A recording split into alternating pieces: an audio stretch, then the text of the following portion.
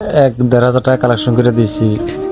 আমার যে সরকারও আপনারা দয়া করি একটা টিকিট মানানোর জন্য আমরা একটা সহযোগিতা করেন, দেশবাসী সবাই মিলি। দেখছেন তার কি পরিচিতি, মানে আমি এখন এখানে দাঁড়িয়েছি, তার এখান থেকে একবারে গন্ধ ছড়ে গেছে। প্রিয় এলাকাবাসী ও আমার ফ্রেন্ড ফলোয়ার যারা আছেন, আসসালামু আলাইকুম। আপনারা আমার সাথে এখন যারই দেখতেছেন সে এখন একদম অনেক বড় একজন রুগী। এখন আমরা দেখতেই পারতেছেন, মানে কি কমু আর তার কথা। এখন এই যে আমাদের এই এটা যদি দেখতেছেন, মানে কিন্তু আমরা দেখলে চিনবেন না। আপনি যদি এলাকার মানুষ, আমাদের 6 নম্বর ওয়ার্ড 7 নং চরমিস, ঠিক আছে, আমাদের এলাকারই। এখন এলাকার দূর দূরান্তের জায়গায় যে দেখতেছেন, দয়া করে আমাদের এই ভিডিওটা টানাবেন না, ধৈর্য নিয়ে একটু কষ্ট করে হলে ভিডিওটা দেখবেন। আমাদের এই কাকা কিন্তু অনেক দিন যাবৎ কষ্ট ভুগতেছে এবং তার পরিস্থিতিটা দেখেন।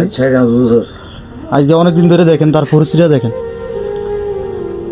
দেখো দিকটা, দেখো তার এই যে দিকটা একবার পছন্দ লেগে গেছে। এইখান থেকে ক্যান্সার হওয়ার সম্ভাবনা একদম বেশি, একদম বেশি। ক্যান্সার কি হয়েছে? ক্যান্সার হয়ে গেছে না? ক্যান্সার হয়ে গেছে। দয়া করে আমরা তার দিকে একটু তাকান, অনুরোধ করি আমাদের দিকে। এখন আমরা তার বাবা আছে, তার বাবার কাছ থেকে জানবো যে এইখানে কি কারণে আছে। তার তো স্ত্রী আছে, সন্তান আছে, তাদের কাছে থাকা উচিত, কিন্তু এখন তার বাপ মার কাছে আছে। তার বাপের কাছে আমরা জানবো যে কি কারণে এখানে আছে। তো দাদা, আপনি বলেন এখানে কি কারণে আছে? কারণ আছে ওষুধ দেওয়াই চলে না, বউ হাজুত করে না, ভাই গেলে ভাত আনি দেয় না, কোনো বাচ্চা নিতে না। না এখন আপনার কাছে যে দিয়ে গেছেন, আপনি কি খেতে কোথাও ওষুধ খাওয়াতে পারেননি? নাই, হ্যাঁ হারি না, ওষুধ টষুধ চালাইতে পারি না। আই নিজে চলতে 3 দিন, চলতে 3 দিন। হ্যাঁ এতটুকু গাড়ি এতটুক করি এরি। তার ছেলে মেয়ে আসেনি? আছে। খাই খেজমত নেয়নি? না। তার স্ত্রী? না। তার স্ত্রীও নেয় না? না, কে নেয় না, কেউ নেয় না? কে নেয় না।